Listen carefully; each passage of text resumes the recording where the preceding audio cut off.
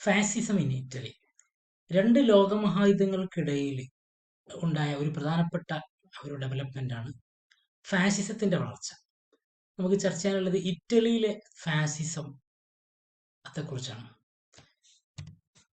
ഇറ്റലിയിലെ ഫാസിസം യഥാർത്ഥത്തിൽ ഒരു തീവ്ര വലതുപക്ഷ സ്വഭാവമുള്ള ഒരു സ്വേച്ഛാധിപത്യ വ്യവസ്ഥയാണ്. രണ്ട് ലോകമഹായുദ്ധങ്ങൾക്കിടയിലുള്ള കാലഘട്ടത്തിലാണ് ഫാസിസ്റ്റ് പ്രസ്ഥാനങ്ങൾ മുഖ്യമായും ഉയർന്നു വന്നത്. അതിനാൽ ഈ ഒരു കാലഘട്ടത്തെ, അഥവാ രണ്ട് ലോകമഹായുദ്ധങ്ങൾക്കിടയിലുള്ള ഒരു കാലഘട്ടം, 1919 മുതൽ 1939 വരെയുള്ള ഒരു കാലഘട്ടത്തെ ഫാസിസ്റ്റ് യുഗം എന്നാണ് വിശേഷിപ്പിക്കുന്നത്. ഇക്കാലഘട്ടത്തിൽ അനേകം രാജ്യങ്ങളിൽ ഫാസിസ്റ്റ് പ്രസ്ഥാനങ്ങൾ ഉയർന്നു വന്നു.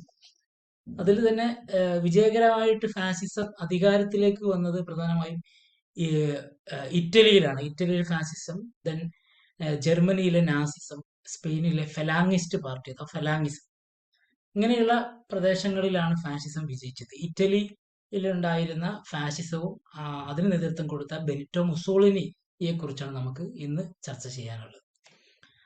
ആദ്യം ദ പ്രിൻസിപ്പിൾസ് ഓഫ് ഫാസിസം. ഫാസിസത്തിന്റെ തത്വങ്ങൾ എന്താണ്? It opposite liberalism, democracy, Marxism and socialism. Fascism ഒരു ഡെമോക്രസി, ജനാധിപത്യ വിരുദ്ധമായിരുന്നു. ജനാധിപത്യം മനുഷ്യനെ ദുഷിപ്പിക്കുമെന്ന് അത് വിശ്വസിച്ചു. അതോടൊപ്പം സോഷ്യലിസത്തിനും കമ്മ്യൂണിസത്തിനും എതിരായിരുന്നു. മാർക്സിസ്റ്റ് ആശയങ്ങളായിട്ടുള്ള ഭൗതികവാദം, വർഗസമരം, സർവ്വദേശീയത എന്നീ ആശയങ്ങളെയെല്ലാം ഫാസിസം തള്ളിപ്പറഞ്ഞു. അതോടൊപ്പം ഫാസിസം വ്യക്തിവിരുദ്ധമായ സിദ്ധാന്തമാണ്. അത് വ്യക്തിയുടെ അവകാശങ്ങളെയും സ്വാതന്ത്ര്യത്തെയും അത് നിഷേധിച്ചു. വ്യക്തി സ്വാതന്ത്ര്യത്തിന് വേണ്ടി നിലകൊള്ളുന്ന ലിബറലിസത്തെ അത് നിരാകരിച്ചു. ഫാഷിസം സമാധാന വിരുദ്ധമായിരുന്നു, അല്ലെങ്കിൽ സമാധാനത്തെ എതിർത്തു യുദ്ധത്തെ മഹത്വവൽക്കരിച്ച ഒരു പ്രത്യയശാസ്ത്രമാണ്. സ്ത്രീകൾക്ക് പ്രസവം പോലെയാണ് പുരുഷന് യുദ്ധം എന്ന് മുസോളിനി പ്രഖ്യാപിക്കുകയുണ്ടായി. War is to man what maternity is to women. Fascist തത്വചിന്തയുടെ പ്രധാനപ്പെട്ട അതിന്റെ ഒരു അടിസ്ഥാനം, അതിന്റെ ഒരു കാതൽ എന്ന് പറയുന്നത് വംശീയതയാണ്, റേഷിസമാണ്. ഫാസിസം ജർമ്മനിയിലേക്ക് എത്തുമ്പം ആര്യൻ സുപ്രീമസിയിൽ വിശ്വസിക്കുന്നു. അങ്ങനെ മറ്റ് വിഭാഗത്തെ എല്ലാം അടിച്ചമർത്തുന്ന ശ്രമം അവിടെ ഉണ്ടായിട്ടുണ്ട്. ഇറ്റലിയിലുണ്ടായ ഫാസിസവും വംശീയത ഉദ്ഘോഷിച്ച ഒരു പ്രത്യയശാസ്ത്രമായിരുന്നു. ഇനി മറ്റു കുറെ പ്രത്യേകതകൾ ഇതിനകത്തുണ്ട്. ഒരു ടോട്ടാലിറ്റേറിയൻ അഥവാ ഒരു സമഗ്രാധിപത്യ സിദ്ധാന്തമാണ് ഫാസിസം. കറകളഞ്ഞ സ്വേച്ഛാധിപത്യം ആണ് ഇതിന്റെ ഒരു അടിസ്ഥാനം. തീവ്രദേശീയത അതിന്റെ മുഖ്യ സ്വഭാവമാണ്. പാട്രിയോട്ടിസവും ദേശീയതയും അഥവാ അഗ്രസീവ് നാഷണലിസം, തീവ്രദേശീയത അതിന്റെ പ്രധാനപ്പെട്ട ഒരു സവിശേഷതയാണ്. അതോടൊപ്പം സ്റ്റേറ്റിസം, ഫാസിസം രാഷ്ട്രത്തെ മഹത്വവൽക്കരിച്ചു. രാഷ്ട്രത്തിന് അതീതമായോ ബാഹ്യമായോ എതിരായോ ഒന്നുമില്ല എന്ന് പ്രഖ്യാപിച്ച ഒരു പ്രത്യയശാസ്ത്രമാണ് സ്റ്റേറ്റ്സ്. അതുപോലെ തന്നെ സൈനിക നടപടികളെ, കോർപ്പറേറ്റിവിസം, അത് നമുക്ക് പറയാനുള്ളതാണ്. ഇങ്ങനെയുള്ള ആശയങ്ങളെല്ലാം ഫാഷിസത്തിന്റെ തത്വങ്ങളിൽ ഉൾപ്പെടുന്ന, ഫാഷിസത്തിന്റെ പ്രത്യേകതയുമായി ബന്ധപ്പെട്ട വസ്തുതകളാണ്. ഇനി ഇറ്റലിയിൽ ഫാസിസം വളരാനുണ്ടായ കാരണങ്ങളാണ്. Rise of fascism.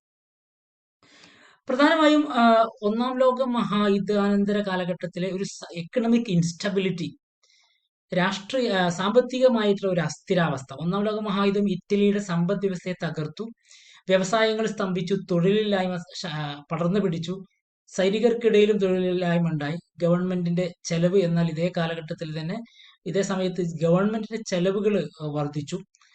അപ്പൊ ഈ ഒരു വലിയൊരു സാഹചര്യത്തിൽ, അല്ലെങ്കിൽ സാമ്പത്തികമായ അസ്ഥിരാവസ്ഥ ഉണ്ടായിരുന്ന ഒരു സാഹചര്യം ഫാസിസത്തിന് വളരാനുള്ള ഒരു അവസരം ഒരുക്കിയിട്ടുണ്ട്. രണ്ടാമത്തെ ഒരു പ്രധാനപ്പെട്ട കാരണം ട്രീറ്റി ഓഫ് വേഴ്സായി, അഥവാ ഒന്നാം ലോക മഹായുദ്ധത്തിന് ശേഷം ജർമ്മനിയുമായിട്ടുണ്ടാക്കിയ കരാർ. അഥവാ ഒന്നാം ലോക മഹായുദ്ധത്തിന്റെ അതിനുശേഷം ഉണ്ടായ ഒരു നിരാശയും മോഹഭംഗവും ഇറ്റലിയിൽ ഫാസിസം ഉണ്ടാക്കിയിട്ടുണ്ട്. യുദ്ധാനന്തര കാലഘട്ടത്തിൽ നിരാശയുടെയും മോഹഭംഗത്തിന്റെ അന്തരീക്ഷമാണ് ഇറ്റലിയിൽ നിലനിന്നിരുന്നത്. സഖ്യശക്തികളോടൊപ്പം ഇറ്റലി യുദ്ധത്തിൽ പങ്കുചേർന്നു, ഒന്നാം ലോക മഹായുദ്ധത്തിൽ പങ്കുചേർന്നു. കോളനികൾ ലഭിക്കുമെന്ന പ്രതീക്ഷ അവർക്കുണ്ടായിരുന്നു. പക്ഷെ അത് കിട്ടിയില്ല. അതിനു പകരം 5 ലക്ഷത്തോളം ഇറ്റാലിയൻ സൈനികർ ഈ യുദ്ധത്തിൽ കൊല്ലപ്പെട്ടു, 10 ലക്ഷത്തോളം പേർക്ക് മുറിവേറ്റു. എന്നാൽ യുദ്ധത്തിന് ശേഷമുള്ള മുതൽ പങ്കുവെച്ച സമയത്ത് പ്രതീക്ഷിച്ചതിന്റെ അത്ര പങ്ക് ഇറ്റലിക്ക് കിട്ടിയിട്ടില്ല എന്നുള്ളത് ഒരു നിരാശ ഉണ്ടാക്കിയിട്ടുണ്ട്. പിന്നീടുള്ള ഒരു സംഭവം സോഷ്യലിസത്തിന്റെ മുന്നേറ്റമാണ്. ഇറ്റലിയിൽ സോഷ്യലിസത്തിനും കമ്മ്യൂണിസത്തിനും വലിയ മുന്നേറ്റങ്ങൾ ഉണ്ടാക്കി. അത് വ്യവസായികളിലും ഭൂവുടമകളിലും വലിയ വിഭ്രാന്തി ഉണ്ടാക്കുകയും അവർ സോഷ്യലിസ്റ്റ് വിരുദ്ധരായിട്ടുള്ള ഫാഷിസ്റ്റുകൾക്ക് എല്ലാ സഹായവും സഹകരണവും നൽകി. പിന്നീട് പാർലമെന്ററി സിസ്റ്റത്തിന്റെ ഒരു തകർച്ച കൊണ്ട് ഏറ്റവും പ്രധാനപ്പെട്ട മറ്റൊരു കാരണമാണ് leadership of Benito Mussolini. Benito Mussolini എന്ന പ്രഗത്ഭനായ നേതാവിന്റെ ഒരു നേതൃത്വം കൂടെ ഫാഷിസത്തിന്റെ വളർച്ചയിൽ പ്രധാനപ്പെട്ട കാരണം. ഇനി the first world war period witnessed the emergence of fascist movements in the world. First successful fascist revolution ഇറ്റലിയിലാണ് നടക്കുന്നത്. ഫാസിസത്തിന്റെ വിജയകരമായിട്ടുള്ള ഒരു ഘട്ടം അല്ലെങ്കിൽ ഒരു ഭരണമാറ്റം ഉണ്ടാക്കാൻ പറ്റിയത് പ്രധാനമായും ഇറ്റലിയിലാണ്. ഫാസിയോ എന്ന വാക്കിൽ നിന്നാണ് ഈ ഫാസിസം എന്ന് പറയുന്ന ഒരു ടേം ഉണ്ടാവുക. ഫാസിസ് എന്ന വാക്കിൽ നിന്ന്. അതിന്റെ അർത്ഥം ഒരു കൂട്ടം അല്ലെങ്കിൽ ഗ്രൂപ്പ് എന്നാണ് ഈ പദത്തിന്റെ അർത്ഥം. റോമൻ ഉദ്യോഗസ്ഥർ കൊണ്ടു നടക്കാറുള്ള ഒരു കെട്ട് ദണ്ടുകളും മഴുവും എന്ന അധികാര ചിഹ്നവുമായി ഫാഷിസം എന്ന വാക്കിന് ബന്ധമുണ്ട്. അപ്പൊ ഈ മഴു ഇവിടെ രാഷ്ട്രത്തെ കുറിക്കുന്നതാണ്. ഈ ദണ്ടുകൾ ഇത് ഇവിടുത്തെ പ്രജകളെ അഥവാ പൗരന്മാരെ കാണിക്കുന്നതാണ്. അതിന് കെട്ടിയിരിക്കുന്ന കയർ നിയമത്തെ പ്രതിനിധാനം ചെയ്യുന്നു. ഈ എംബ്ലമാണ് ഫാഷിസത്തിന്റെ എംബ്ലം, ഫാഷിസം ഉപയോഗിച്ച ഒരു പ്രധാനപ്പെട്ട ചിഹ്നം. ഇനി ബെനിറ്റോ മുസോളിനി ഫാഷിസത്തിന് നേതൃത്വം കൊടുത്ത ആളാണ്. ഇറ്റലിയിലെ ഫാഷിസ്റ്റ് വിപ്ലവത്തിന്റെ നേതാവാണ് ബെനിറ്റോ മുസോളിനി. ആദ്യ കാലഘട്ടത്തിൽ അദ്ദേഹം ഒരു സോഷ്യലിസ്റ്റും നിരീശ്വരവാദിയുമായിരുന്നു. പിന്നീട് അദ്ദേഹം അതിൽ നിന്ന് മാറി.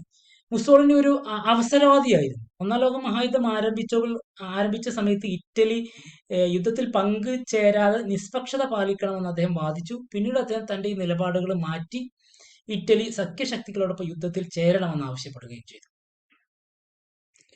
പിന്നീട് അദ്ദേഹം ഒരു രാഷ്ട്രീയ സംഘടന രൂപീകരിച്ചു. 1919 മുസോളിനി മിലാനിൽ വെച്ച് ഫാസിയോ ഡി കമ്പാറ്റിമെന്റോ എന്ന് പറയുന്ന ഒരു ഫാസിസ്റ്റ് സംഘടന രൂപീകരിച്ചു. ഇതിന്റെ ഒരു ലക്ഷ്യം എന്ന് പറയുന്നത് ഏത് മാർഗം ഉപയോഗിച്ച് രാഷ്ട്രീയ അധികാരം പിടിച്ചെടുക്കുക എന്നുള്ളതാണ് ഇതിന്റെ ലക്ഷ്യം. അതോടൊപ്പം അതേ ലക്ഷ്യത്തിന് വേണ്ടി അവർ രൂപീകരിച്ച ഒരു സംഘടനയാണ് ബ്ലാക്ക് ഷർട്ട് അഥവാ കരിങ്കുപ്പായക്കാർ എന്ന് പറയുന്ന ഒരു സംഘടന. അപ്പൊ ഈ സോഷ്യലിസ്റ്റ് കമ്മ്യൂണിസ്റ്റ് നേതാക്കളെയൊക്കെ വധിക്കുന്നതിന് വേണ്ടി ഈ ബ്ലാക്ക് ഷർട്ട്സിനെ അഥവാ കരിങ്കുപ്പായക്കാർ അദ്ദേഹം ഫാസിസ്റ്റുകൾ ഉപയോഗപ്പെടുത്തി. തികച്ചും ഹിംസാത്മകമായ അക്രമാധിഷ്ഠിതമായിട്ടുള്ള രീതികൾ ഉപയോഗിച്ചാണ് ഫാസിസം ഇറ്റലിയിൽ വളർന്നു വന്നത്. ഇദ്ദേഹം അവന്തി എന്ന് പറയുന്ന ഒരു ന്യൂസ് പേപ്പറിന്റെ എഡിറ്റർ ആയിരുന്നു. അങ്ങനെയാണ് അദ്ദേഹം പൊതുജീവിതത്തിലേക്ക് കടന്നു വരുന്നത് ബെനിറ്റോ മുസോളിനി. പിന്നീട് അദ്ദേഹം അധികാരത്തിലേക്ക് വരുന്നത് 1922 ഒക്ടോബർ 24 മുസോളിനി റോമിലേക്ക് ഒരു മാർച്ച് സംഘടിപ്പിച്ചു. ഗവൺമെന്റിനെ ഭയപ്പെടുത്തി അധികാരം നേടിയെടുക്കുക എന്നുള്ളതാണ് അദ്ദേഹത്തിന്റെ ലക്ഷ്യം. അങ്ങനെ മാർച്ചിനെ അടിച്ചമർത്താതെ അല്ലെങ്കിൽ അതിനെ പ്രതിരോധിക്കാതെ ഗവൺമെന്റ് ഫാഷിസ്റ്റുകൾക്ക് കീഴടങ്ങുകയാണ് ചെയ്തത്. അങ്ങനെ ഭരണാധികാരിയായിരുന്ന രാജാവ് വിക്ടർ ഇമാനുവൽ മുസോളിനിയെ ഗവൺമെന്റ് രൂപീകരിക്കാൻ ക്ഷണിച്ചു. അങ്ങനെ ഒരു തുള്ളി രക്തം പോലും ചിന്താതെ ചരിത്രത്തിലെ ആദ്യത്തെ ഫാസിസ്റ്റ് പ്രധാനമന്ത്രിയായി മുസോളിനി അധികാരത്തിലെത്തി. അദ്ദേഹത്തെ വിശേഷിപ്പിച്ചിരുന്നത് സെക്കൻഡ് ഡ്യൂസ് ദ ലീഡർ എന്ന പേരിലാണ് അദ്ദേഹം അറിയപ്പെട്ടിരുന്നത്. ഇനി അദ്ദേഹം സ്വേച്ഛാധിപത്യം ലഭിച്ചത് അല്ലെങ്കിൽ അധികാരം ലഭിച്ചതോടുകൂടെ മുസോളിനി തന്റെ സ്വേച്ഛാധിപത്യം അടിച്ചേൽപ്പിക്കാനുള്ള ശ്രമങ്ങൾ ആരംഭിച്ചു. ഈ ബ്ലാക്ക് ഷർട്ടിനെ ഉപയോഗിച്ചുകൊണ്ട് രാജ്യമൊട്ടാകെ ഭീകരാന്തരീക്ഷം സൃഷ്ടിച്ചുകൊണ്ട് മുസോളിനി 1924 തെരഞ്ഞെടുപ്പ് നടത്തി. അങ്ങനെ ആ തെരഞ്ഞെടുപ്പിൽ വലിയ ഭൂരിപക്ഷം ലഭിച്ചു. ഭൂരിപക്ഷം ലഭിച്ചതിന് ശേഷവും തന്റെ എതിരാളികളെ ശക്തമായിട്ട് അടിച്ചമർത്തുന്നതിനുള്ള ശ്രമങ്ങൾ അദ്ദേഹം പിന്തുടർന്നു. ഫാഷിസ്റ്റ് ആക്രമണങ്ങളെ എതിർത്തുകൊണ്ട് പാർലമെന്റിൽ സംസാരിച്ച ഒരു സോഷ്യലിസ്റ്റ് നേതാവാണ് ഗിയാക്കോമോ മെറ്റയോട്ടി. അദ്ദേഹത്തെ ഇവര് വധിച്ചു, ഫാഷിസ്റ്റുകൾ വധിച്ചു. അങ്ങനെ സോഷ്യലിസ്റ്റുകളെയും കമ്മ്യൂണിസ്റ്റുകളെയും മറ്റു രാഷ്ട്രീയ പ്രതിയോഗികളെയെല്ലാം അവർ സംഘടിതമായി വകവരുത്തി. അങ്ങനെ ഓപ്പോസിഷൻ ലീഡേഴ്സിനെ എലിമിനേറ്റ് ചെയ്തു, സെൻസർഷിപ്പ് നടപ്പിൽ വരുത്തി. അതോടൊപ്പം അദ്ദേഹം ഡിക്റ്റേറ്ററായിട്ട് സ്വയം പ്രഖ്യാപിച്ചു. അങ്ങനെയുള്ള ഒരുപാട് മാറ്റങ്ങൾ ഇദ്ദേഹം അധികാരം കിട്ടിയതിന് ശേഷം അഥവാ പൂർണ്ണമായിട്ട് സ്വേച്ഛാധിപത്യത്തിലേക്ക് മാറുന്ന ശ്രമങ്ങൾ മുസോളിനിയുടെ ഭാഗത്തുനിന്നുണ്ടായി. പിന്നീട് വരുന്നൊരു സംഭവമാണ് ലാറ്റേൺ പാക്ട് എന്ന് പറയുന്നത്. 1929 കത്തോലിക്ക സഭയുമായി ഉണ്ടായിരുന്ന പ്രശ്നങ്ങൾ മുസോളിനി പരിഹരിച്ചു. അങ്ങനെ ലാറ്റേൺ ഉടമ്പടിയിൽ കത്തോലിക്ക സഭയുമായി ഉൾപ്പെടുത്തിയ ഒരു ലാറ്റേൺ ഉടമ്പടി മുസോളിനി ഒപ്പുവെച്ചു. ഇത് പ്രകാരം വത്തിക്കാൻ നഗരത്തെ ഒരു സ്വതന്ത്ര രാഷ്ട്രമായി അംഗീകരിച്ചു. പോപ്പിനെതിരെയുള്ള പ്രചാരണം അവസാനിപ്പിച്ചു. ക്രിസ്തുമതത്തെ ഒരു മതമായിട്ട് അല്ലെങ്കിൽ രാഷ്ട്രമതമായിട്ട് അംഗീകരിക്കുകയും ചെയ്തു. അങ്ങനെ ക്രൈസ്തവ സഭയുമായിട്ട് ചില നീക്കുപോക്കുകൾ ഉണ്ടായിട്ടുള്ള ഒരു കരാറാണ് ലാറ്റേൺ പാക്ട് എന്ന് പറയുന്നത്. പിന്നീട് വരുന്ന വേറൊരു പ്രത്യേകമായിട്ടുള്ള സംഭവമാണ് ഫാസിസ്റ്റ് കോർപ്പറേറ്റിസ്റ്റ് എക്കണോമിക് സിസ്റ്റം എന്ന് പറയുന്നത്. ഫാസിസത്തിന്റെ ഒരു പ്രധാനപ്പെട്ട ആശയമാണ് കോർപ്പറേറ്റ് രാഷ്ട്രം എന്ന് പറയുന്നത്. അവിടെ യഥാർത്ഥത്തിൽ മുതലാളിയും തൊഴിലാളിയും തമ്മിലുള്ള വൈരുദ്ധ്യം, ഏറ്റുമുട്ടലുകൾക്ക് ഇടവരുത്താതെ ചർച്ചയിലൂടെ പരിഹരിക്കണമെന്ന് ഈ ഒരു ആശയം മുന്നോട്ട് വെക്കുന്നുണ്ട്, അനുശാസിക്കുന്നുണ്ട്. അങ്ങനെ ഇതിനുവേണ്ടി 22 ഔദ്യോഗിക കോർപ്പറേഷനുകൾ ഇറ്റലി രൂപീകരിച്ചു. ഇതിനെല്ലാം ഒരൊറ്റ സിംഗിൾ ആയിട്ടുള്ള സംവിധാനത്തിന്റെ കീഴിൽ കൊണ്ടുവന്നു. എല്ലാ തൊഴിലാളികളെയും ഒറ്റ സംഘടനയ്ക്ക് കീഴിൽ കൊണ്ടുവന്ന് അവരോട് അതുപോലെ ഈ രാഷ്ട്രത്തിൽ പണിമുടക്കുകളും ലോക്കൗട്ടുകളൊന്നും അനുവദിക്കാതെ സ്മൂത്തായിട്ട് മുന്നോട്ട് പോകുന്നതിനുള്ള ഒരു ശ്രമം എന്നുള്ള നിലക്കാണ് കോർപ്പറേറ്റിവിസം അഥവാ കോർപ്പറേറ്റ് എക്കണോമിക് സിസ്റ്റം മുസോളിനി ഇറ്റലിയിൽ നടപ്പിലാക്കിയത്.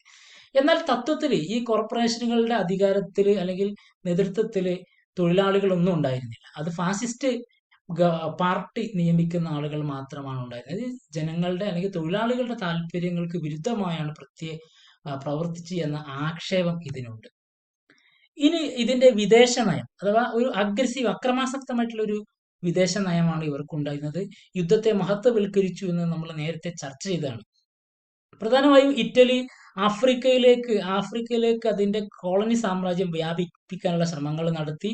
അതോടൊപ്പം എത്യോപ്യ, സ്പെയിൻ, അൽബേനിയ എന്നീ രാജ്യങ്ങളെയെല്ലാം അദ്ദേഹം ആക്രമിച്ചു. തന്നെ അക്രമോത്സുകമായ ഒരു നയം ആഭ്യന്തര പ്രശ്നങ്ങളിൽ നിന്ന് ഇറ്റലിയെ കരകയറ്റും എന്നാണ് അദ്ദേഹം വിശ്വസിച്ചിരുന്നത്. അദ്ദേഹത്തിന്റെ വിശ്വാസം പക്ഷെ തെറ്റി. ഈ നിരന്തരമായ ആക്രമണ പരമ്പരകൾ ഇറ്റലിയെ 2ാം ലോക മഹായുദ്ധത്തിലേക്ക് നയിച്ചു. അങ്ങനെ 2ാം ലോക മഹായുദ്ധ കാലഘട്ടത്തിൽ ഫാഷിസത്തിനെതിരെയുള്ള ഒരു യുദ്ധമായിട്ട് 2ാം ലോക മഹായുദ്ധം മാറ്റുകയും അങ്ങനെ മുസോളിനിയുടെ പതനത്തിലേക്ക് അദ്ദേഹത്തിന്റെ നയം തന്നെ അഥവാ അദ്ദേഹത്തിന്റെ അക്രമാസുഖമായിട്ടുള്ള വൈദേശിക നയം അദ്ദേഹത്തിന്റെ പതനത്തിലേക്ക് തന്നെ വഴിവെച്ചു എന്ന് വേണം പറയാൻ. ഈ 2ാം ലോക മഹായുദ്ധത്തോടു കൂടി ഫാഷിസം ലോകത്തുടനീളം തകർന്നു. അതിനുശേഷം അല്ലെങ്കിൽ 2ാം ലോക മഹായുദ്ധമാണ് മുസോളിനിയുടെ പതനത്തിന്റെയും അല്ലെങ്കിൽ ഇറ്റലിയിലെ ഫാഷിസത്തിന്റെ പതനത്തിനും കൂടെയുള്ള കാരണം. Okay, thank you.